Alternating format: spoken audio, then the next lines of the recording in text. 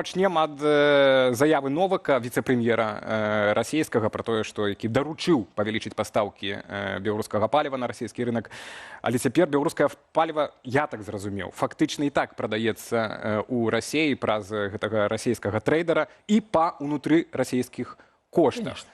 То бок Беларусь пакуль што хутчэй ратуе расійскі рынок, чым зарабляе на сітуацыі.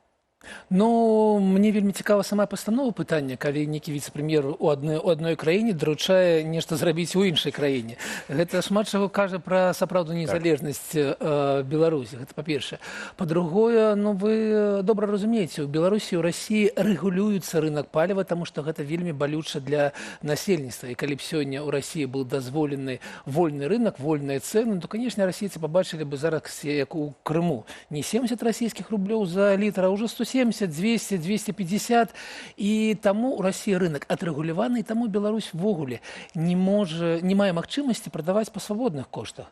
І таму гэта тая самая сітуацыя, аб якой кажуць вашы эксперты, аб тым, што ёсць магчымасць паставак, але няма магчымасці вялікіх заробкаў. Але тым не менш, калі параўноўваць з мінулым годам, вырас продаж беларускага бензіну на пецярбургскай біржы ў 26 разоў. То бок нават вот такая вялізная лічба, як 26, то бок было прыкладна каля 1000 тоннаў, а цяпер 23 і з паловай трошкі больш, то гэта ўсё роўна не тыя лічбы, якія дазволяць зрабіць, так? Не важна, што это вот...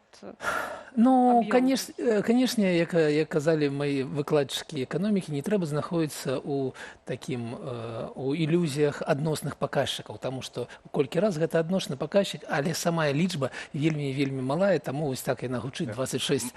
Эфект малой базы. Так, дзякуй. Базы. Вось. І таму гэта ўсё яшчэ малыя лічбы, непараўнальныя з патрэбамі Расіі, але заўважу, якраз на Санкт-Петербургскай біржы якраз і быў прададзены беларускі бензін трохі дражэй за расійскі. Гэта цікава паглядзець, што будзе там далей. Але пакуль гэта ўсё ж такі не тренд. Ўсё ж такі агульная сітуацыя такая, што ў Расіі дастаткова сваіх магутнасцей. Украіна вельмі добра перакрывае лагістычныя, робіць ім лагістычныя праблемы і выключае гэтай магутнасці на 2 тыдні ці на 2 месяца. Але гэта ўсё роўна такія часовыя справы і магчымасці зарабіць усур'ёз беларусам, канешне, на гэтым няма. Ну і можна сказаць так шчыра, Крэмль не дапусціць вось гэтага росту коштаў на бензін, а гэта азначае, што як зараз, так яно і будзе далей рухацца наперад. Але Новак разам з тым, ну это было дзіўна так, віцэ-прэм'ер Расіі Новак, ён спачатку сказаў, што так, я даручыў, каб павялічылі нафтавы прыток нафты з Беларусі, і толькі пасля сказаў, што хацеў, каб працягнуць нулявыя увозныя пошліны на беларускі бензін да наступнага лета 2027 года, наступнае, што ён сказаў, а пасля сказаў, ну і прадумаць, якім чынам мы там, недакладная цытата, так, якім чынам мы можам даць яшчэ беларусам зарабіць, так, все-таки некую пошліну, ну там некую фармальную хочуць еще весці, каб там Менск на этом не зарабіў.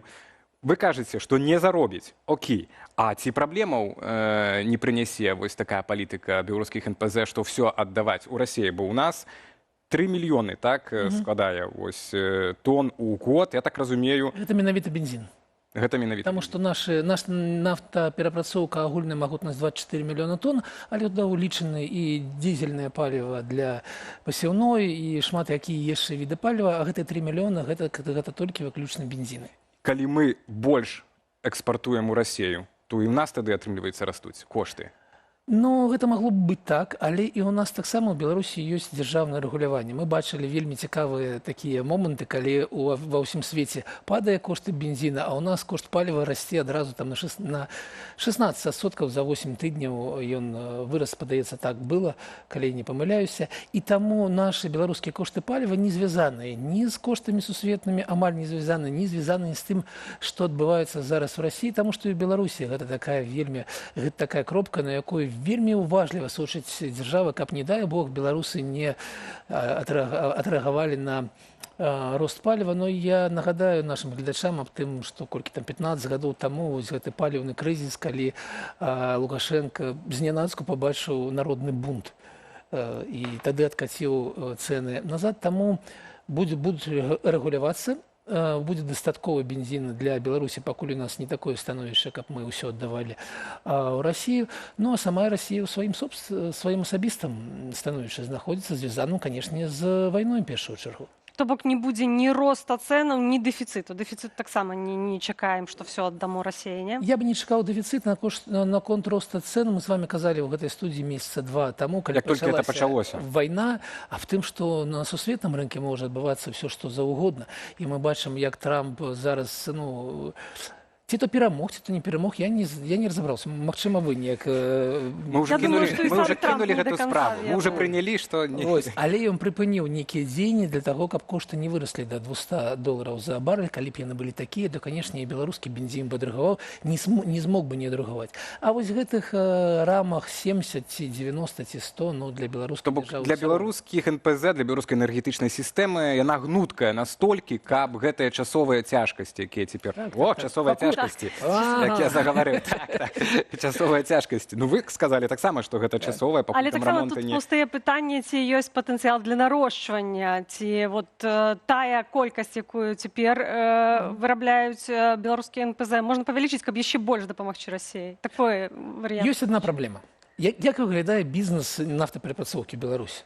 Мы берем расійскі бензін, прывозім да сябе, неяк перапрацоўваем і прадаем куды?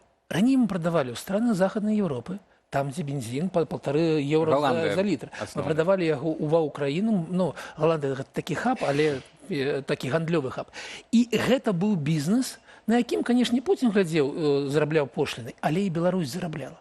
Зараз, калі ты праводзіш нафту, перапрацоўваеш бензін, і назад туды ў Расіі, дзе вельмі невялікія кошты, ніяк не еўра, а вось гэтыя там кошты, меней за еўра за 1 літр, і гэта не дае умоваў, каб зарабіць. Гэта тая самая нафта, той самы бензін, нічога не адбылося, але мы прадаем яго па такім малых коштах. Таму пакуль мы не пабудуем адносіны зноў з Польшай, Літвой і з Голландыі ці Нідерландамі, не ведаю, як зараз трэба казаць, пакуль мы не пабудуем з імі зноў, не аднавім адносіны, у нас не будет зарабляць наша нафтаперапрацоўка, нягледзячы на тое... То бок гэта проста такое месца перапрацоўкі. Так. Расійскае, фактычна для Расіі, так? Месца перапрацоўкі. Так.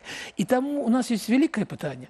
Пакуль яно не вырашана, гэта такія, ведаеце, танцы, не болей за тое. Пры гэтым мы бачым парадокс, што танцы, вы кажаце, што не заробіць Беларусь, так, на гэтым, але Беларусь на гэтым не заробіць, але Расія пры гэтым не дае зарабіць на той же самой лагістыцы. Вы сказалі, што з Еўропы мы не можам прадаваць, там гандляваць. Это былі нафтапрадукты. На другім месцы беларускі калій, который з цяжкасцямі такім-сякім чынам, але праходзіў праз парты расійскія. Так, на Балтыцы, там, Прыморскую і гэтак далей.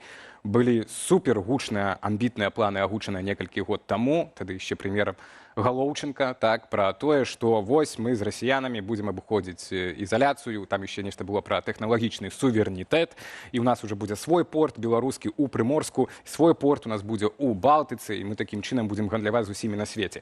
Прайшло некалькі год, і то вось учора стала вядома, адзін з кіраўнікоў гэтага далёкага ўсходнага рэгіёна пацвердзіў, што праект у Прыморску замарожаны, праект на Балтыйскім моры, беларускі порт таксама замарожаны. І пры гэтым нават няма адказаў, калі ён можа аднавіцца. Вось наколькі гэта балючы удар для беларускай эканомікі? Ведаеце, зноў я ў трэці раз сёння скажу, што ў гэтай студыі мы абмяркоўвалі, калі гэтыя планы былі толькі агучаны, што гэта вельмі цяжкія праекты. Чаму? Таму што порты будуюцца доўга. І гэта вялікія грошы і невялікія прыбыткі. І сённяшняе становішча, калі Беларусь не мае магчымасці прадаваць праз Клайпеду, не ведаю, праз порт у Рызе, праз порт у Гданьску, які значна у Адэсе таксама, так. І гэтыя порты значна больш для нас лягчэйшы, бліжэйшы і таннейшы. І там не трэба нічога будаваць за ўласны кошт. І мы разумеем, што ўкладанне ў любыя порты дзесьці, не ведаю, можна Чукоткі пабудаваць порт, але ўкладанне амаль $мільярдаў ў гэтыя порты, якія будуць складацца некалькі гадоў, а якія будуць адбівацца некалькі дзесяцігоддзяў, яны не з'яўляюцца стратэгічнымі. Як толькі спыніцца вайна, як толькі мы зноў будзем будаваць нармальныя адносіны з Украінай, Польшай, Літвой, я не ведаю, мы прабачымся, мы выплацім нейкія рэпарацыі за гэта, так?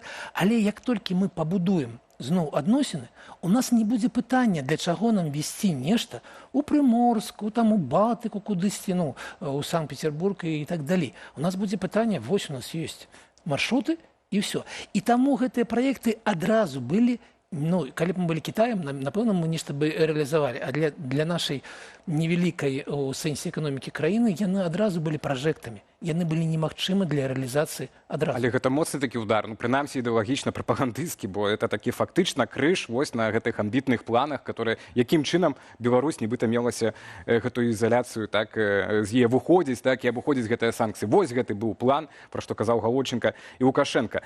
Ну, і вы кажаце пра будучыню, а вось калі казаць пра сёння, ужо, напрыклад, супольнасць чыгуначнікаў Беларусі паведамляе, што вось пра затрымкі беларускіх грузаў у расійскіх партах цяпер на некалькі тыдняў праз атакі украінскіх дронаў. Для эканомікі гэта таксама адчувальная праблема, ці толькі вось такі лагістычны дыскамфорт? Ну, ведаеце, трэба глядзець на тое, што там затрымліваецца, таму што калі гэта затрымліваецца калій, то гэта праблема. Гэта дарагая сыравіна, гэта ўстойлівыя кантракты, і на том баку будуць нейкія штрафныя санкцыі. Не ведаю, Кітай ці іншыя краіны не будуць разглядаць, што украінскія дроны пралецелі, нешта сапсавалі ў гэтых партах. Таму трэба глядзець на тое, якія гэта тавары, і гэта можа быць вельмі моцным ударам як з пункту гледжання грошай, так і з пункту гледжання іміджа, самого іміджа беларускіх пастаўшчыкоў. Ну і, канешне, ведаеце, калі мы ўсё везем праз Расію, то, канешне, гэта небяспека. І калі запытацца ў нармальнага гаспадара, вось у меня есть сваё. Для России гэта расійскае. У меня есть расійскі калій, атурал калія. Я магу яго везці праз порт. І побач стаіць беларускі, ад Беларусь калія. Які я павезу першы, калі ў мяне вот нейкія праблемы? Я павезу свой. І таму, не гледзячы на ўсё сяброўства, штомагадовую дружбу і амаль адзіную дзяржаву, мы маем то, што маем. І Расія заўжды будзе, канешне, працаваць на свой бок. І Расія працуе на свой бок, і ніколі не будзе па-іншаму. І зараз мы бачым не толькі праз вось гэтыя, знаеце, порты і затрымку гэтых грузаў. Зараз мы бачым, як Расія будуе сістэму пацверджання паходжання тавараў, якая перашкаджае беларускім імпарцёрам, ужо перашкаджае пастаўляць у Расію тавары вольна. Сістэма была не только адменена, а тэрмін яго вводу быў падоўжаны з 31 траўня, таму што была б катастрофа, таму што беларусы не маглі бы пастаўляць нармальныя тавары ў Расію. І таму шмат якія крокі мы бачым, як Расія у цяжкія для сваёй эканомікі часы абараняе свой асобны рынок і не глядзіць на ўсе дамовы з Беларусі і працуе на сябе.